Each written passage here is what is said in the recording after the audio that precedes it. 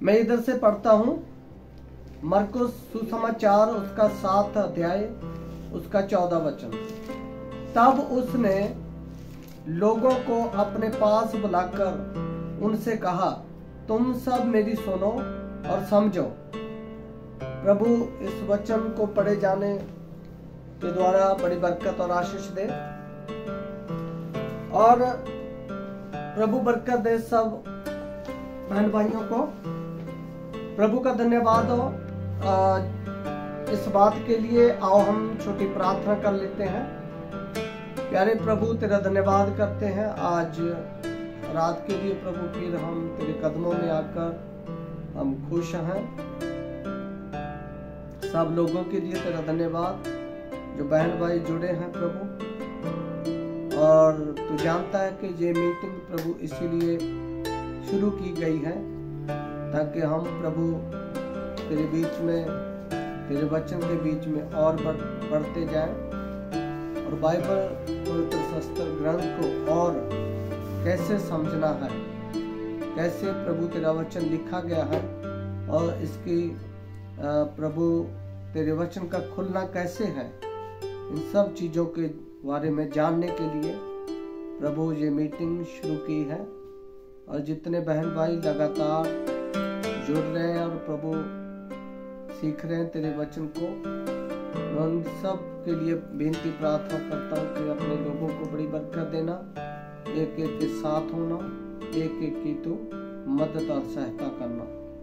और प्रभु खास करके तेरा पवित्र आत्मा यहाँ पर और हमारे सब के साथ हो। जब भी हम तेरे वचन के ऊपर बात करें प्रभु, तेरा वचन खुलता ही चला जाए। तेरे लोग प्रभु खुशहाल हों, बरकत पाए, और प्रभु जो तेरा वचन का प्रकाशन है तेरे लोगों को मिलने पाए। प्रभु यीशु मसीह के नाम से बेनती प्रार्थना करते हैं, आमीन। प्रभु बरकत दे मेरे बहन भाइयों को, प्रभु का नाम मुबारक हो।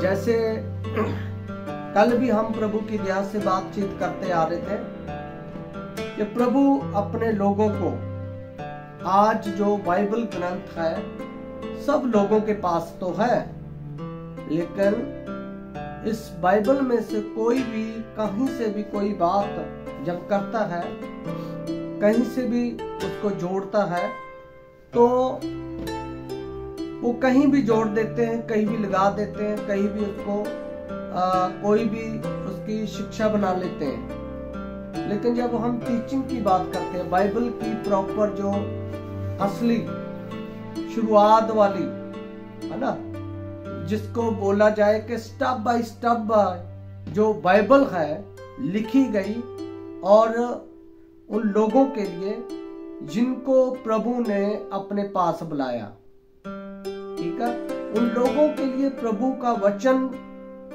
जो है, जो प्रभु की शिक्षा थी, उसको प्रभु अपने लोगों के साथ जोड़ता चला आ रहा है, समझाता चला आ रहा है, ताकि प्रभु के लोग बरकत पाए, प्रभु के लोगों को प्रकाशन मिलने पाए, प्रभु के नाम को ऊंचा करने पाए। और हम देख रहे थे कल, थोड़ा हम रिपीट कर देते हैं ताकि प्रॉपर सबको प्रभु की दया से समझ आ जाए। और जैसे मेरे अजीजों, बाइबल में हम पढ़ रहे थे कि प्रभु यीशु मसीह ने अपने वचन में लिखा है, अपने दिनों में बोला था कि जो कि मेरे भेजने वालों को ग्रहण करेगा, प्रभु यीशु मसीह ने कहा था वो मुझे ग्रहण करेगा, और जो मुझे मेरे भेजने वालों को रद्द करेगा तो यीशु मसीह ने कहा था कि वो मुझे रद्द करेगा, है ना, मुझे ग्रहण नहीं कर पाएगा, वो यानी कि प्रभु की शिक्षा को नहीं ले पाएगा। तो हम बात कर रहे थे कल कि यीशु मसीह ने, अगर आज हम देखते हैं इन लिखतों को कोई भी कहीं से उठाकर कहीं भी उसको जोड़ सकता है, पास्टर अपनी कलीसिया के लिए इस वचन को लगा सकता है, प्रचार कर सकता है, ठीक है, करना चाहिए। लेकिन बात जब खरी बाइबल की मूल शुरुआत की प्रेरितों की शिक्षा के ऊपर बात आती है, तो फिर ये बात हमको समझनी पड़ेगी कि प्रभु यीशु मसीह अपने लोगों से आज भी कैसे बात कर रहा है। क्योंकि हमने प्रभु की दया से 3-4 हफ्ते हो गए लगातार हम इसी विषय के ऊपर बात कर रहे हैं, और हमारा विषय है कि बाइबल को कैसे समझे, वचन को कैसे समझे, जो लिखा हुआ वचन है उसको हम कैसे ले सकें, है ना, वो हमारे जीवन में कैसे कार्य कर पाएगा। ठीक है, ये मैं प्रचार नहीं कर रहा, एक टीचिंग की तरह है प्रचार, जो कि प्रभु का अनुग्रह लोगों के ऊपर बढ़ता जाएगा। तो प्रभु ने अपने लोगों को भेजा था, किनको? सबसे पहले ये बात किसके लिए थी कि प्रभु ने जो कहा था कि जो मेरे भेजने वाले को ग्रहण करेगा, तो यीशु मसीह ने क्या कहा था, वो मुझे ग्रहण करेगा। और जब ये बात आगे बढ़ती है तो हमने देखा था कि अगर यीशु मसीह अपने चेलों के साथ बात कर रहा था, तो मेरे अजीजों, तो हमने यूहन्ना सुसमाचार 17 अध्याय में जब यीशु मसीह प्रार्थना करता है, तो तब यीशु मसीह अपने लोगों के लिए, अपने चुने हुए लोगों के लिए, यानी कि प्रेरितों के लिए, अपने उन चुनिंदा चेलों के लिए प्रार्थना कर रहा था, और कह रहा था प्रार्थना में कि प्रभु मैं इनके लिए प्रार्थना नहीं करता अकेला कर रहा, बल्कि उनके लिए भी प्रार्थना कर रहा हूं जो इनके वचन के ऊपर मेरे ऊपर, इनके वचन के द्वारा मेरे ऊपर क्या करेंगे, विश्वास करेंगे। ठीक है ना। तो ऐसे यीशु मसीह जब बाइबल में से कुछ बातें करता है, तो हमको देखना पड़ेगा कि बाइबल कैसे अपने लोगों के साथ बातचीत कर रही है।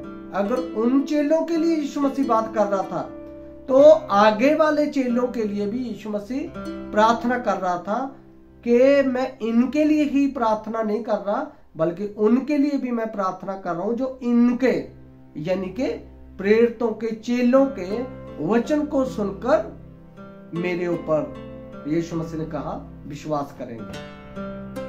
तो यीशु मसीह प्रार्थना कर रहा है अपने चुने हुए लोगों के लिए, वो प्रार्थना कर रहा है सच्चे विश्वासियों के लिए, वो प्रार्थना कर रहा है आज भी, याजकगिरी का काम कर रहा है, याजक की पदवी के ऊपर बैठा हुआ अपने चुने हुए लोगों के लिए। किन के लिए प्रार्थना कर रहा है? जो इनके अर्थात प्रेरितों के वचन को सुनकर जब वो विश्वास करेंगे, है ना, तो तब परमेश्वर का वचन आगे बढ़ता है। तो फिर हमने देखा था कि यीशु मसीह के चेले जब यीशु मसीह के साथ थे, तो यीशु मसीह ने कहा था, पूछा था, सवाल किया था कि लोग मेरे बारे, तुम लोगों को क्या बोलते हैं? तो उन्होंने बोला कि प्रभु, कोई एलिया कह रहा है, कोई यिर्मयाह कह रहा है, कोई नबियों में से कोई एक। पर यीशु मसीह ने ये उनसे सुनते हुए बाद में बोला कि तुम मेरे विषय में क्या बोलते हो, है ना। तो उन्होंने कहा, पतरस ने बोला कि तू मसीह जिंदे परमेश्वर का क्या है, पुत्र है। आमीन आमीन। तो जिंदे परमेश्वर का पुत्र है। तो इस बात को जब सुना यीशु मसीह ने, तो उसने तुरंत बोल दिया था कि ये बात तेरे ऊपर मांस और लहू ने नहीं, बल्कि मेरे पिता ने जो स्वर्ग में है उसने तेरे ऊपर ये बात प्रकट की है। हे पतरस, इसलिए तू ये बात बोल रहा है। तो उसने कहा था कि मैं इस पत्थर के ऊपर अपनी कलीसिया बनाऊंगा। इस पत्थर यानी कि पतरस के ऊपर नहीं, बल्कि जो प्रकाश पत्थर के ऊपर उड़ेला गया था, उस प्रकाशन के ऊपर मैं अपनी क्या बनाऊंगा भाई, कलीसिया बनाऊंगा। तो मैंने बात की थी कल भी कि जो भी जितनी भी भविष्यवाणी यीशु मसीह ने अपने होते हुए लोगों में की थी, क्या पूरी नहीं हुई? सब पूरी हुई, है ना। तो ऐसे ही ये भी एक भविष्यवाणी थी जो पतरस के लिए प्रभु ने कही थी। जब कभी भी बाइबल में कलीसिया का शुरुआत होना शुरू होना था, उसकी शुरुआत होनी थी कि कलीसिया कब से स्टार्ट होगी। तो कलीसिया शब्द मैं कल भी बता रहा था, जैसे जहां तक मैं जानता हूं कि कलीसिया लफ्ज यहीं से चालू हुआ कि मैं अपनी कलीसिया इस, है ना, पत्थर के ऊपर बनाऊंगा जिसके ऊपर अधोलोक के फाटक प्रबल कभी ना हो पाएंगे। तो उसके बाद उसने कहा कि स्वर्ग राज्य की कुंजियां मैं तुझे दूंगा, यानी कि पतरस को। तो उसको बोला ये भी गया कि जो तू धरती के ऊपर बांधेगा वो स्वर्ग में बांधा जाएगा, और जो तू धरती के ऊपर खोलेगा तो स्वर्ग में भी खोला जाएगा। आमीन।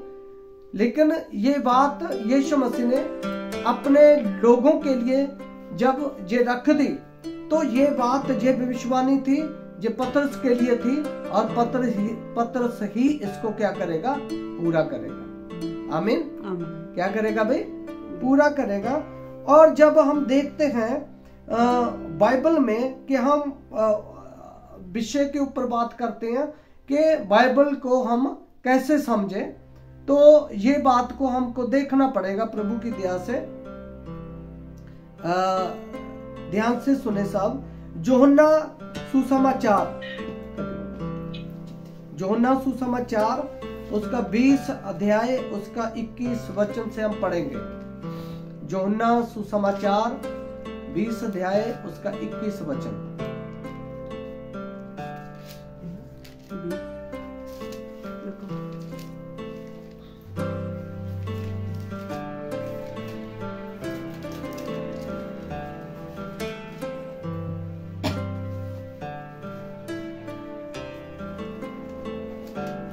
का 21 पढ़ेंगे और ध्यान दीजिए इधर। यीशु ने फिर उनसे कहा, तुम्हें शांति मिले। जैसे पिता ने मुझे भेजा है वैसे ही मैं भी तुझे भेजता हूं। यह कहकर उसने उन पर फूका और उनसे कहा, पवित्र आत्मा लो। जिनके पाप तुम क्षमा करोगे वह उनके लिए क्षमा किए जाएंगे गए हैं, जिनके तुम रखो वह रखे गए हैं। आमीन। तो बाइबल में ये बात है मेरे जीजो। देखो बाइबल में यीशु मसीह कैसे अपने लोगों के साथ बात कर रहा था। आमीन। कैसे बात कर रहा था, तो इस बात के ऊपर हमें ध्यान देने की जरूरत है। तो यीशु मसीह की ये बात जो अभी हमने बाइबल में से पढ़ी है, तो ये तब की बात है जब यीशु मसीह मुर्दों में से जी उठा था। उसके बाद में ये बात घटना घटी। यीशु मसीह अपने चेलों के बीच में प्रकट हुआ, और जब प्रकट हुआ तो यीशु मसीह ने उनको कहा, तुम्हें शांति मिले। जैसे पिता ने मुझे जगत में भेजा है, मैं भी तुम लोगों को जगत में भेजता हूं। और उनको ये बोला कि उनके ऊपर फूका गया। फूक लगाने के बाद उनको बोला कि पवित्र आत्मा लो। जिनके तुम पाप क्षमा करोगे तो उनके क्षमा किए जाएंगे, जिनके पाप आप कायम रखेंगे उनके कायम रखे जाएंगे। यानी कि यीशु मसीह की अथॉरिटी पापों को क्षमा करने के लिए यीशु मसीह के नाम से उनके चेलों के ऊपर आ गए। आमीन। अगली बात देखो, ये बाइबल में लिखा है।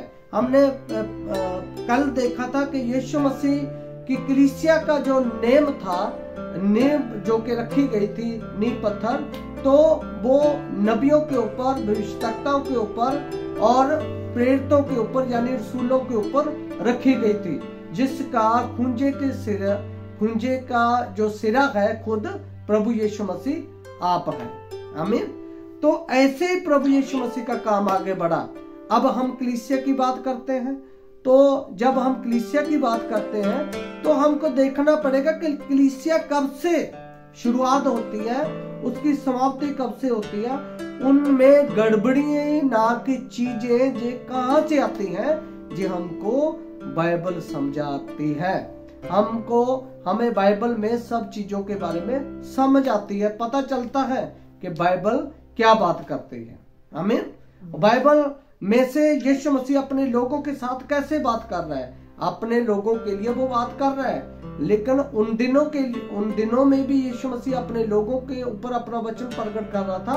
ऐसे यीशु मसीह आज भी अपने लोगों के ऊपर क्या कर रहा है, वचन प्रकट कर रहा है। हालेलुया।